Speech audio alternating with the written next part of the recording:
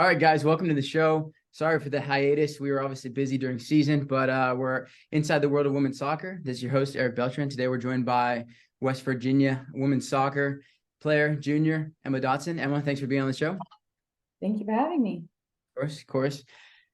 And so, yeah, Emma's got a cool story. And so that's kind of why I wanted to bring her on. Obviously, we love highlighting student athletes and kind of their backgrounds, their stories, and things like that to promote the game. I mean, I think the game's on the rise. It's been awesome to see. Obviously, exciting times with the NCAA tournament starting today.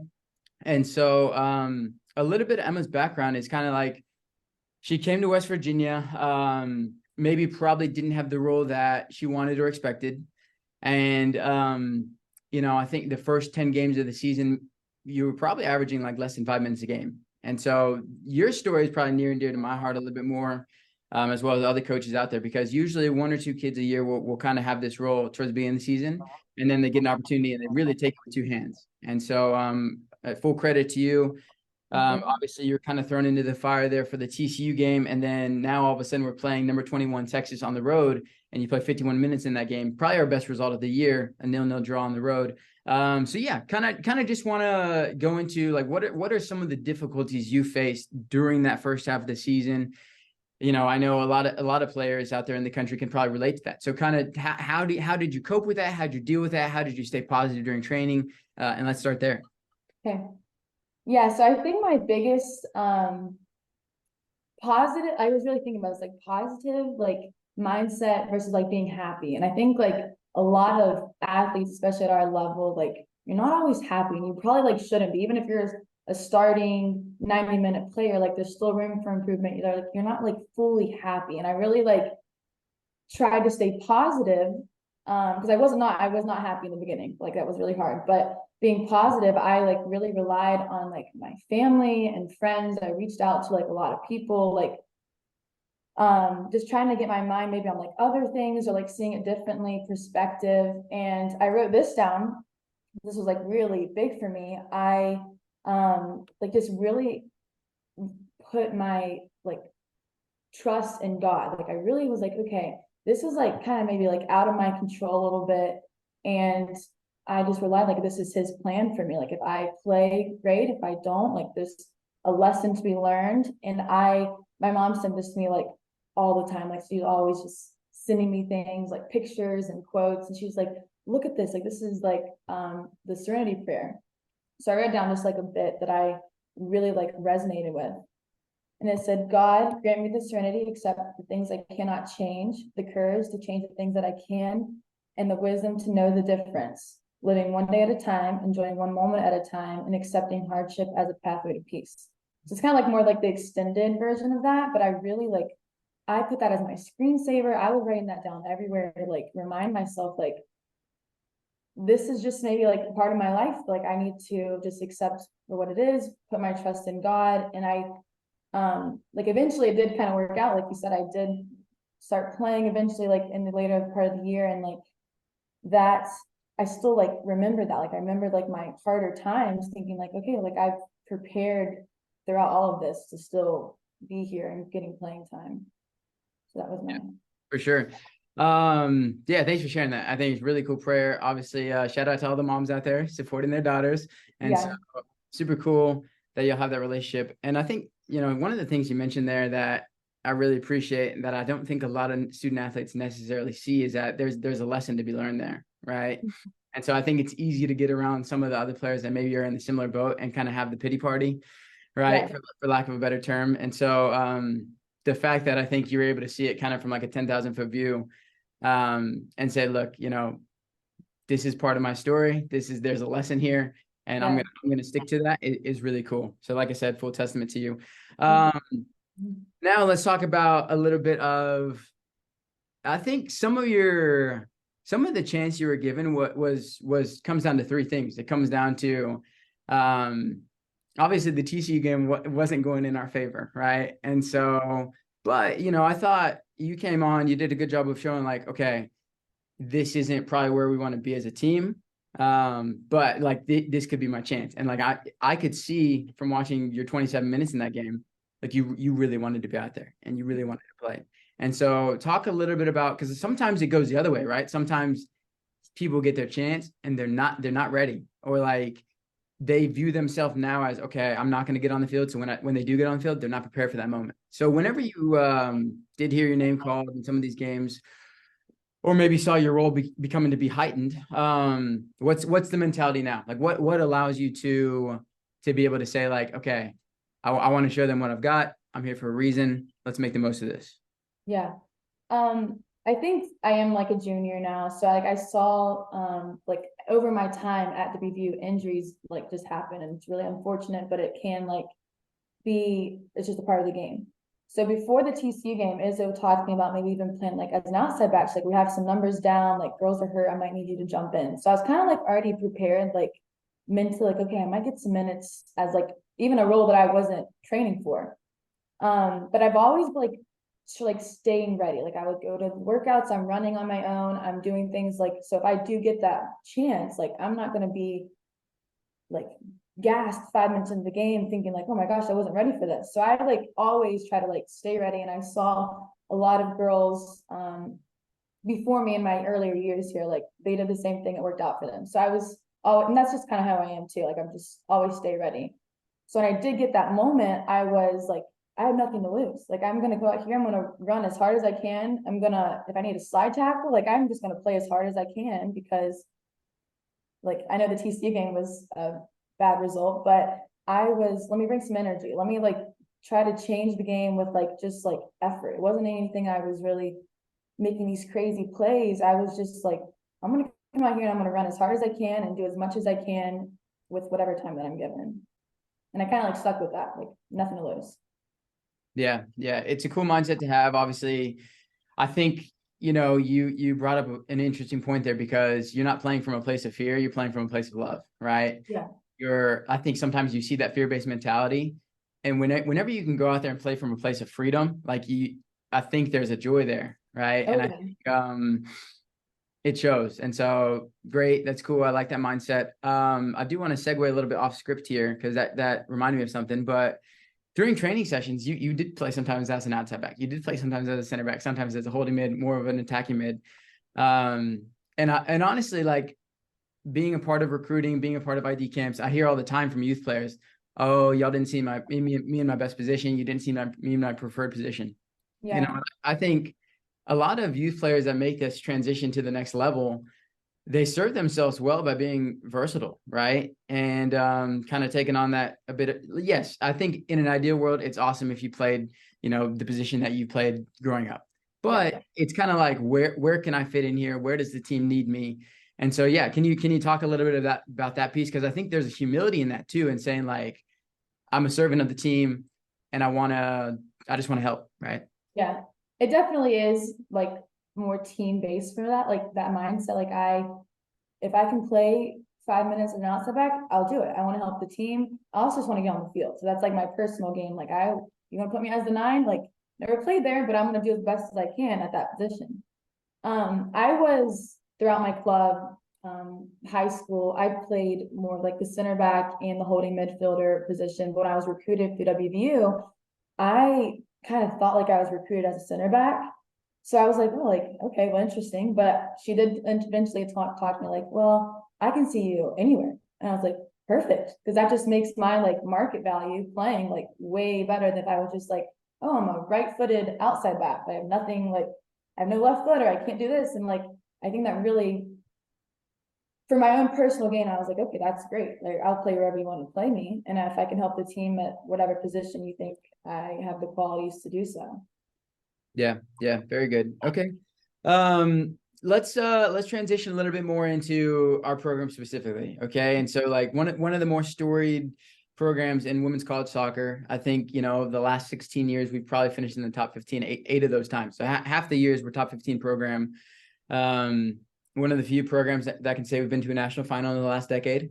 I think you talk about 7 Sweet 16s, 3 Elite Eights, 22 tournament appearances. And so just kind of talk to me about your experience within the program, obviously playing for Coach Nikki, and maybe some of the memories that you hold on to a little bit tighter. You talk about winning the Big 12 last year. I'm sure that's pretty exhilarating.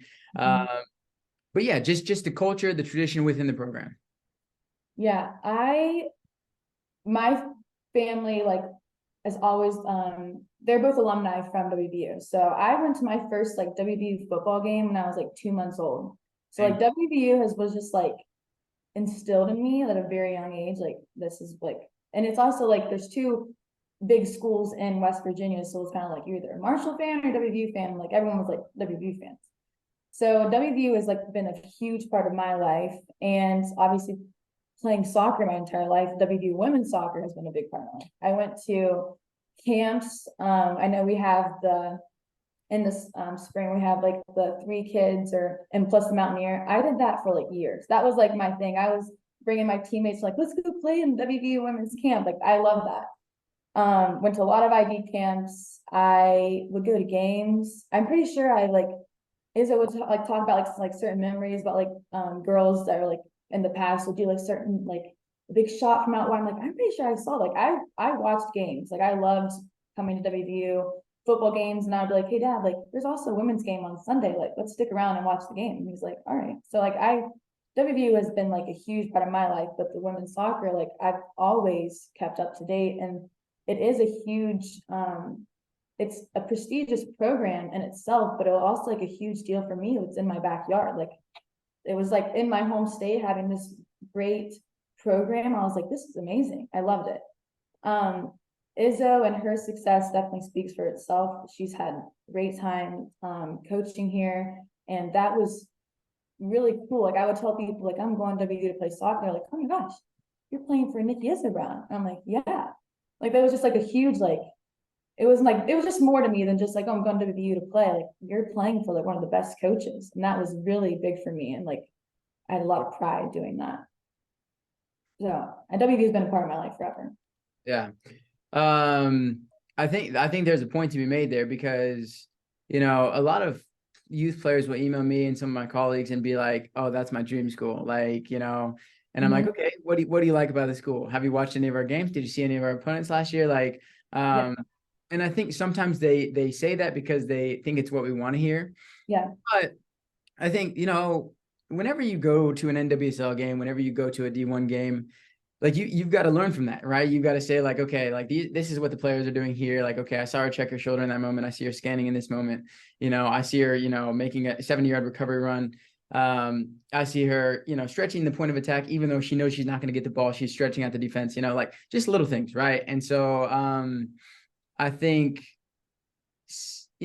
sometimes I see young players at a soccer game. It's almost like a social event, and I'm like, yeah, that's all good and fun. Like, have a great time at the game, but can you see yourself at that level? Like, can you see yourself on that field? Is that the right level for you? Even going to like Division 2, Division 3 JUCO games, because that'll kind of give you a taste of that mouth, like and just being able to be on those campuses and like seeing the buzz around campus.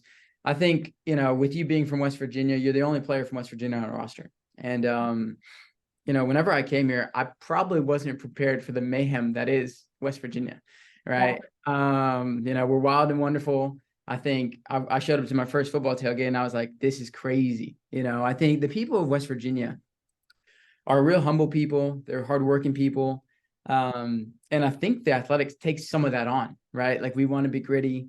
And the people of West Virginia, they love to celebrate, party, and really West Virginia athletics is a bit of their lifeblood. Like they get up for the games. I think they create a hostile environment for the opponents. And so it's tough for me to verbalize it, but yeah, just give it a shot. Kind of what's it like? Obviously, we were recognized at the Pitt game in front of 62,000 fans. So like it's cool, but yeah, kind of try to put some of that into words. Um, yeah, there's a lot of different ways I could go through this. WVU has no, or not even WVU. West Virginia has no pro sports team. So like there's no like, oh, I'm a Pittsburgh Pirates fan or however, like whatever. Like you are a WVU fan or you're a Marshall fan. And like I said earlier, like WVU is like kind of like, I mean, very biased, but like that's the school. So everybody's like, I mean, you can drive to any part of the state of West Virginia and you're gonna see WVU flags and like the symbols. Like it's just like WVU is there's a lot of pride. We definitely have like a chip on our shoulder. There's like that gritty personality, and I like definitely think that is in the sports as well. You see a lot of that like hardworking blue collar mentality. Um, but as like the West Virginia girl, that was always like a really big deal to my like, I mean, really the state of West Virginia. I always like kind of like not no pity party for me, but I didn't even have a club. Like I know a lot of girls like have their ECNL and like big like soccer, like that's their vehicle to get to the next level. And mine, I mean, I went to like an ID camp and someone was like, "What's your club?" And I said it was my middle school. I was like, I gave my middle school contact coach's number. I had no club. Eventually I did find a club. I was driving, it was 2 hours away. I would drive 4 hours on a like a Wednesday night just to go to practice. And it wasn't like a, oh, like here's my like there's no like bragging or anything. That was just my way of getting to WVU. Like WVU has always been my dream school. And I knew from past years, like before my time, that it was always like there was one girl usually out of like in that recruiting class from West Virginia. And that was my mission. Like that's gonna be me. I don't care how I have to do it. Like I said, I went to ID camps like 4 IB camps, I think. If there was one in the spring and one in the summer, I went to both. Like I was gonna go to like just show them what I can do. So yeah, that was like my goal the whole time. Like I'm gonna go to WVU, I'm gonna be that like golden West Virginia girl. Like it was just a really big deal in my club. Like who's gonna be the next WVU girl? Girls went to Marshall and that's great. And there wasn't very many girls that went outside of the state to play. You saw a lot of like D2 or D3, but like my goal was coming from the southern part of West Virginia, especially the level of soccer is kind of like not as high there. But that was like, I don't even care. I'm going to go to WVU, do whatever I need to do. Yeah, super cool. And you're doing it. And so that's cool that obviously you kind of paved your own path and you know, it came to fruition. So I know I can sense it whenever you're on the field. You know, I can tell that you're proud to be from this place. I think yeah, you embody it really well. So well done, Emma. Mhm. And now let's go like more advice towards the youth player. Okay. So I think, you know, I'm sure in your high school, your middle school, like you were top dog, right? And I think that's similar to a lot of players. They might be coming from their club, they might be coming from their high school, they might be coming from, you know, their small sect of whatever part of the country they're from, right? And now you go from up here, you go from this high, you go from everybody knowing your name to I'm a freshman. You know, I got to earn my minutes. I might be bottom of the totem pole. I might be the one carrying the ball bag around everywhere. And so, I think sometimes there's you know, for lack of a better word, there's a bit of a sadness that comes associated with that. And so it's like, okay, I've worked this hard, I've got to reestablish myself. But I think you've got to kind of temper that mindset with a bit of, okay, this isn't the end of my journey, this is the beginning of my journey, right? And so like everything's to be played for.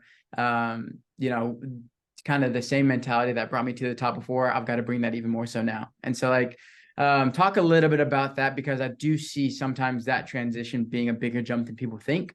And so what's your take or what's your advice to maybe the high school junior, high school senior that is going to make that jump soon? Yeah, I think that it's hard. Like I think that's like the easiest way to put it. Like it's just hard. There's your physical is aspect and there's the mental aspect. Both kind of like playing out because you do get to college and there's girls that are bigger, faster, stronger than you. You get to college and there's going to be girls that have went through it and you're going to have your full day is like it's planned for you. You have class, you have practice, film, live, like it's a lot. And I think going into it, you have to know that like it's not going to be easy. No one said it's going to be easy. But you're also going through it with 30 other girls that are also they're surviving. Like you're kind of like go through all of that together, which really does create like great relationships. And I'm so happy with the relationships that I've built through kind of like that struggle time because we're all going through like hard things. I think so knowing that first off, finding a balance, I like there's always, like I said, your day is full, but if you can find like little things like maybe like watching a show. I know like me and my roommates, we go get coffee. Like that's just like a little tiny thing that's not like soccer and like this is what we're doing today. And because your day is right to the like the times. Yeah. And then I think this is hard. This is something that I kind of like have now gotten more before I got to WVU. was asking for criticism. I think once you're that kind of top dog, like people always praising you and they'll tell you like, hey, maybe use your left foot more, like little things like that. But when you like go and you are like kind of on the bottom of the totem pole, you're looking for playing time, you're looking for like kind of like how do you get up on the ladder. And asking for criticism was like a big thing for me. Like, shoot me straight. Like, what do I need to do? How, like, what is it that I can get there the fastest way possible to play? And that's hard. It can be like really humbling to hear some of the things that you need to do to get there. But that's like a big one that can like really change your trajectory.